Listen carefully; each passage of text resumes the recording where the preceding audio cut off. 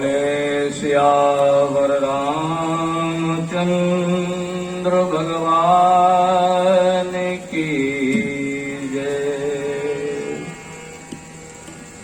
श्री हनुमान जी महाराज की जय।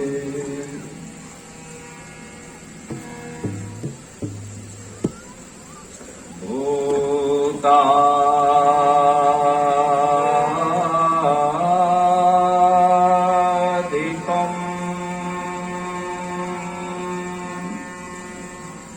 भुजगभूषण भूषितांगम्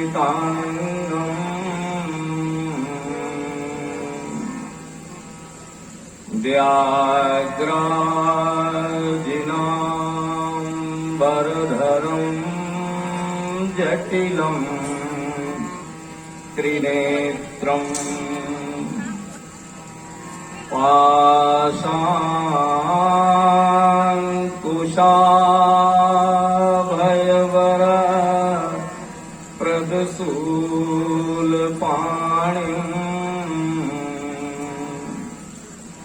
वाराणसी पुरपतिम् भज विश्वनाथम्।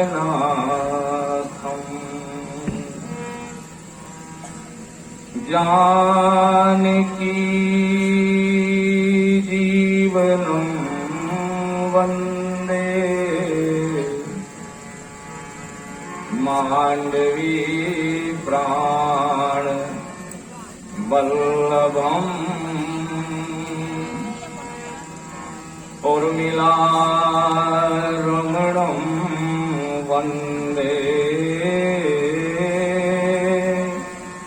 कीर्तिकान्तं नमाम्यहम्। अञ्जनानन्दनं वीरम् जानकी शोक नाशकम्। कपीशमक्षहन्तारम् वन्दे लङ्काभयङ्करम्।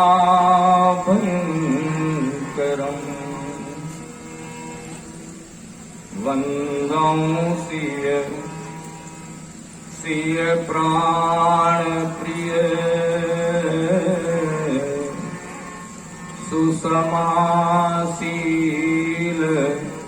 निधान। भरत शत्रुघ्न जन सुखद श्री रामानुज हनुमान। याज्ञवल्क्य भरद्वाज मुनि उमा समेत महेश। बंदौ तुलसीदास पद कागभूषुंडी खगेश। प्रेम से बोले सियावर रामचंद्र भगवान की। जरा जोर से बोले, बोले श्री हनुमान जी महाराज की। अभी अभी हम जिनकी वाणी से आप्लावित हो रहे थे, ऐसे हमारे मानस के यादव जी एवं 10 बजे से चले आ रहे इस मंच को जिन जिन मानस के मनीषियों ने गौरवान्वित किया है, उन सभी का स्वागत, अभिनंदन और सभी का वंदन। इस कार्यक्रम को मूर्त रूप देने में हमारे साहू जी, पटेल जी, अन्य जो लोग हैं, उन सभी का अभिनंदन। भगवत चरणानुरागी प्रेमास्पद बंधुओं, श्रद्धामयी मातृशक्ति एवं भारत के भविष्य होनहार बालवृंद, भगवान की कथा जैसे भी मिल जाए, जहां भी मिल जाए, उसका लाभ उठाना चाहिए, क्योंकि यह कथा भगवान की अति कृपा से प्राप्त होती है। छोटी मोटी कृपा से प्राप्त नहीं होती। गोसाई जी कहते हैं, आती हरि कृपा जाहि पर होई, तो पाँव दे यही मार्ग सोई। बाबा से पूछा, कृपा और अति कृपा में क्या अंतर है? उसका एक बड़ी मीठी बात कही। जब भगवान आपके ऊपर कृपा करते हैं ना, तो आपको धन, मकान, नौकरी, संतान, 4 चक्का 6 चक्का, ये उनकी कृपा से मिल जाता है। लेकिन भगवान की कथा कृपा से नहीं, अति कृपा से मिलती है। कथा प्रीसियस है, इसलिए वो जहां भी मिले, जैसे भी मिले, किसी भी परिस्थिति में मिले, थोड़ा इसको बढ़ा के पतला कर दो, ऐसा लग रहा है मोटा है। अब इससे ज्यादा विपरीत परिस्थिति आप क्या देख रहे होंगे कि हनुमान जी देखकर चल रहे हैं कि लक्ष्मण के प्राण संकट में है। सुबह से पहले रोटी आनी चाहिए, धौलागिरी बहुत दूर है, सारा दिन युद्ध के किए हुए हैं, श्रमित हैं श्री हनुमान जी महाराज, विश्राम का क्षण है ही नहीं। एक बार विश्राम करने के लिए मैनाक ऊपर आ रहा है, तब विश्राम का क्षण था। देखें हनुमान जी का जीवन, कोई जल्दी नहीं थी। सीता का पता लगाने आप 15 मिनट बाद पहुंच जाते, आधे घंटे बाद लंका में प्रवेश करते, जहां सीता 1 महीने से 15 मिनट और बनी रहती, कोई जल्दी नहीं थी। लेकिन हनुमान जी ने विश्राम नहीं किया। राम काज कीन्हे बिना मोहि कहाँ विश्राम। लेकिन जहां एक एक मिनट भारू है, एक एक क्षण जहां संकट का है, वहां तो विश्राम का प्रश्न ही नहीं है। बूटी लेने के लिए जा रहे हैं, लेकिन बीच में राम कथा होती दिखाई पड़ गई, और वो भी किसी संत के द्वारा नहीं, कालनेमी कह रहा है, राक्षस कह रहा है। और कथा सुनने का समय बिल्कुल नहीं है। हम आप लोग चूल्हा चौका नहीं छोड़ पाते, हनुमान जी कथा सुनने को बैठ गए। हनुमान जी से कहा, ये कथा सुनने का समय है। अगर कथा लंबी खिंच गई और वक्ता ने 4 बजे तक कथा 8 बजे तक कहते रहा, तो बीच कथा से तो आप उठेंगे नहीं। कथा में ना बैठो बात अलग है, लेकिन बीच से उठकर चले जाओ, ये तो और अपराध है। लेकिन हनुमान जी कथा में बैठ गए और उसने कथा प्रारंभ किया। बहुत महारण रावण राम ही, जीती है राम और न संशय आमई, बहुत महारण। हनुमान जी ने कहा, ये कथा कहने वाला कुछ ठीक नहीं लग रहा है। देखिए हमारे यहाँ भी एक कथा के वक्ताओं के लिए है, जो कथा कह रहे हैं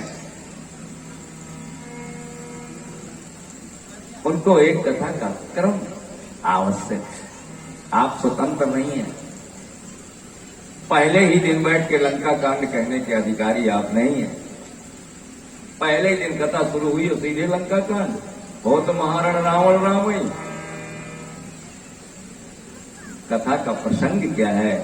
आदौ राम तपोवनादिगमनम हत्वा मृगम कांचनम, क्रम है कथा। वैदेही हरणम जटायुमरणम, ये क्रम है कथा का। तो क्रम भंग ना हो, भले संक्षेप में किसी प्रसंग को कहीं व्यास कहीं समास की शैली चले। तो मैं निवेदन कर रहा हूं कि श्री हनुमान जी महाराज विषम परिस्थितियों में भी और कथा सुनने के लिए बैठ गए। कौन कह रहा है, क्या जाति है, नीचा है कि ऊंचा है वक्ता, ये सोचनीय विषय है ही नहीं। जो राम कथा कहे सब प्रशंसनीय है, सब वंदनीय है और सबकी कथा श्रवणीय है। क्योंकि कथा तो अगर कौआ के गले से भी निकले तो तुलसीदास जी उल्टी बात बोल रहे हैं। कौआ बोला तो गोस्वामी जी कहते हैं कौआ मीठा बोल रहा है।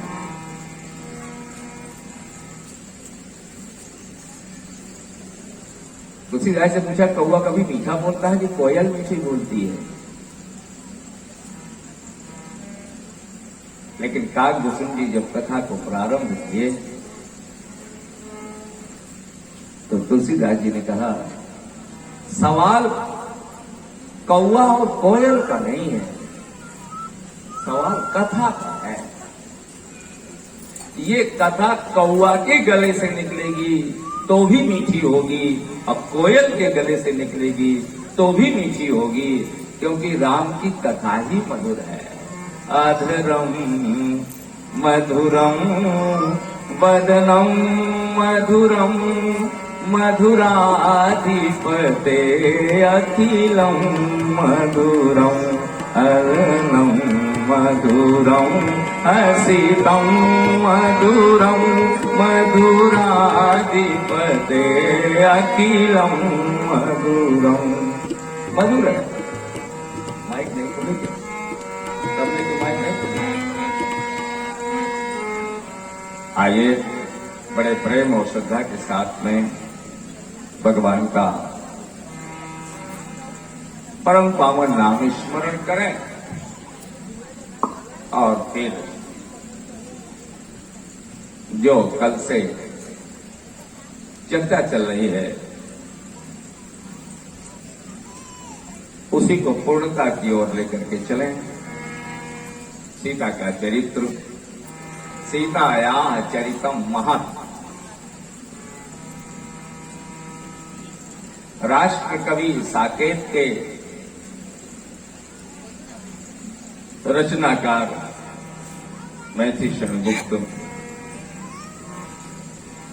इसी मध्य प्रदेश में चिरगांव नाम के स्थान में उनकी जन्मभूमि है, झांसी के पास मध्य प्रदेश में। साकेत नामक महाकाव्य लिखा और उन्होंने कहा राम तुम्हारा चरित्र स्वयं काव्य है। कोई कवि हो जाए ये सहज संभाव्य है।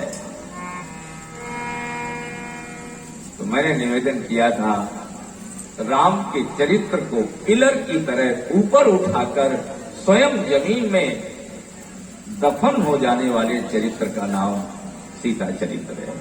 सीताया चरित्र महान, उसी को पूर्णता की ओर ले चलेंगे।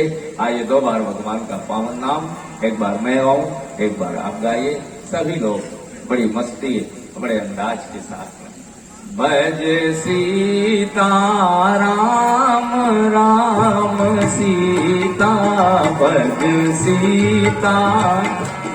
सब लोग गाइए, प्रेम से गाइए, जोर से गाइए।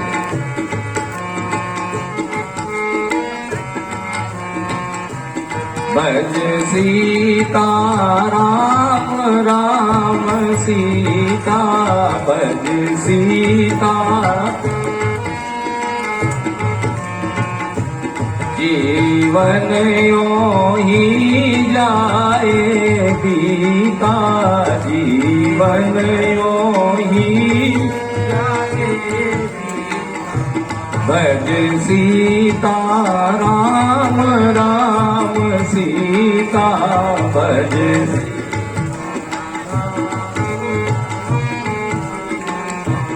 इसमें वेदों का सार भरा, इसमें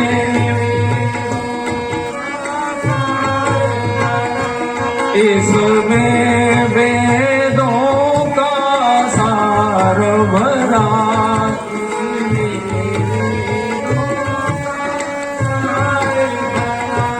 इसमें तुलसी का प्यार भरा, इसमें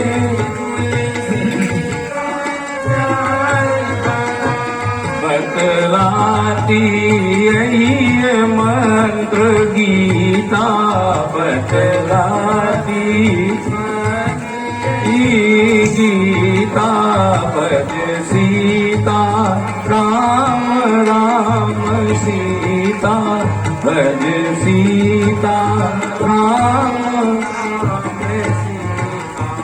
अपने कुछ आदर्शों को ले, अपने कुछ आदर्शों को ले। अब राम नाम भी कुछ भज ले, अब राम नाम भी कुछ भज ले। नहीं जीवन रह जाए रीता, नहीं जीवन रीता। भज सीता राम राम सीता भज सीता बोलिए श्यावर रामचंद्र की जय। श्री हनुमान जी महाराज की जय। पकड़ जैसा रहा है, क्या बात है, ऐसा लग रहा है इसे गला पकड़ रहा हूं। लिख राम चरित्र और निहाल भये, जग को उपहार गए तुलसी। बाबा की लेखनी में वेद पुराण श्रुति सिद्धांत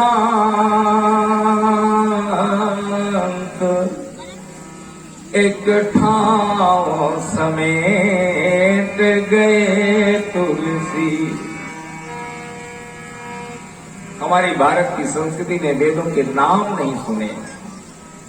हम जैसे गांव के रहने वाले वेद के अंदर क्या लिखा है देखा तक नहीं। बहुत पढ़े लिखे लोग होंगे, उनसे भी पूछो ऋग्वेद में क्या लिखा है, पता नहीं। वेद है वेद, बस वेद को हम पूज रहे हैं, उसके भीतर क्या लिखा है किसी ने जाना। फिर 18 पुराण आए। एक पुराण कोई भागवत का पढ़ने वाला मिल गया और अपने नीचे भागवत पुराण बकता, भागवत बकता, भागवत बकता। उससे पूछो 18 के नाम ही बताओ, नहीं पता। उपनिषद हमारे यहां 108, मांडूक्योपनिषद, छांदोग्योपनिषद, कठोपनिषद, ईशावास्योपनिषद, कितने उपनिषद, ये वेदों से नीचे का काल, पता ही नहीं हम लोग को क्या लिखा है वो। हमारे बाबा तुलसीदास ने कहा कुछ ढूंढने का प्रयास मत करो। मेरी रामचरितमानस उठा लो, उसमें 4 वेद मिलेंगे, 18 पुराण मिलेंगे, गीता के पूरे 18 अध्याय मिलेंगे। अब खोजने वाला खोज ले कहां गीता है। और मैंने श्रीमद् भागवत के 200 श्लोक भागवत के निकाल कर अलग लिखे हैं, 200, और उनके नीचे तुलसी की चौपाई लिख दो, उस श्लोक का अर्थ हो गया। भागवत की हिंदी करने की जरूरत नहीं है। ऐसे और गोसाई कहते हैं नाना पुराण निगम आगम, निगम और आगम दो हैं। एक है निगम वेद और है आगम, बहुत गहरा है। एक एक चौपाई का अर्थ आप तभी लगा पाएंगे जब आप वेद पढ़े हों, आपने पुराण पढ़े हों। और अगर आपने पुराण नहीं पढ़े तो एक चौपाई का अर्थ आप नहीं लगा सकते। और इतनी सरल कि जो अंगूठा छाप माता है, महिला है, वो भी कहती है वोट देने नहीं चलबो, बोले को द्रप हो हमें कहानी चेरी छाड़ न हो। रामायण की चौपाई बोलती है, अंगूठा दस्तखत करना नहीं आता उसे। इतनी सरल और इतनी कठिन कि वेद पढ़ने वाला भी तुलसीदास की आधी चौपाई का अर्थ नहीं लगा सकता। आधी का एक चौपाई छोड़ रहा हूं। विषय करण सुर जीव समेता, और सकल एक ते एक सचेता, और सब कर परम प्रकाशक जोई, वो राम अनादि अवधपति सोई। आप इस चौपाई का अर्थ वही लगा सकेगा जिसने सांख्य शास्त्र पढ़ा हो। और कहते हैं विषय कितने हैं, उन विषयों के कारण कितने हैं, कारण विषय, फिर कारण, फिर कारणों के सुर, और उनकी इंद्रियां, फिर उनकी इंद्रियों में बैठने वाला एक एक देवता, और फिर जीव, और जीव के बाद उस पर बैठने वाला ब्रह्म, और वो सकल एक ते एक सच, एक से दूसरा जीवित है और दूसरे से तीसरा जीवित है। जैसे पहले करंट यहां से मारो तो वहां, तो जब वो बटन दबे तो वहां, जब वो बटन दबे तो वहां। और सब कर परम, और सारे बटन जिसके पास में है वो राम अनादि अवधपति सोई। कितना कठिन मानस। अभी मुझे किताब गिफ्ट में मिली है, जैसे यहाँ आप लोग दे देते हैं।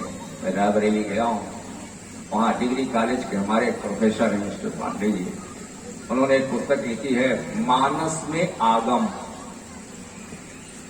और उत्तर प्रदेश सरकार द्वारा उनको पुरस्कृत किया गया है। बाल कांड से लेकर उत्तर कांड तक उन्होंने चौपाइयां छांट करके लिखा है, ये है आगम, ये है आगम, ये है आगम, और ये है आगम। नाना पुराण निगम आगम। अब वो लिख रहे हैं मानस में निगम, मानस में ये चौपाई निगम, ये चौपाई निगम, ये चौपाई निगम। कितनी खोज की आवश्यकता है। लेकिन हमारे बाबा तुलसीदास जी ने सब सरल कर दिया। लिख राम चरित्र निहाल भये, जग को उपहार दे तुलसी। वेद और पुराण श्रुति सिद्धांत एक ठाव समेट गए तुलसी। प्रभुर बाहिर तुलसी पत्र लसे, आरु भीतर राज रहे तुलसी। तुलसी पे भये बलिहार प्रभु, प्रभु पे बलिहार भये तुलसी। बोले संत गोस्वामी तुलसीदास जी महाराज जी की।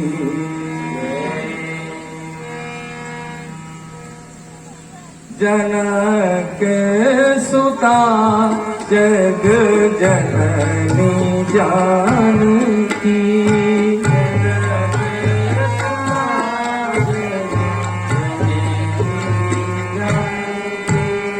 जनक सुता जग जननी जानकी।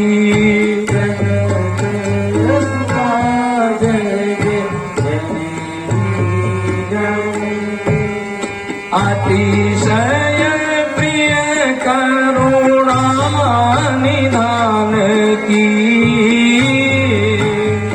अतिशय प्रिय करुणा निधान की। ताके युग पद कमल मनाऊं, ताके युग पद कमल के युग पद कमल मनाऊंगा, के युग पद कमल मनाऊं। जासु कृपा निर्मल मति पाऊं,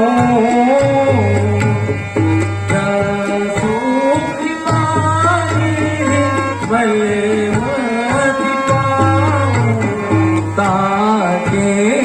युग पद कमल मनाऊं, ताके युग पद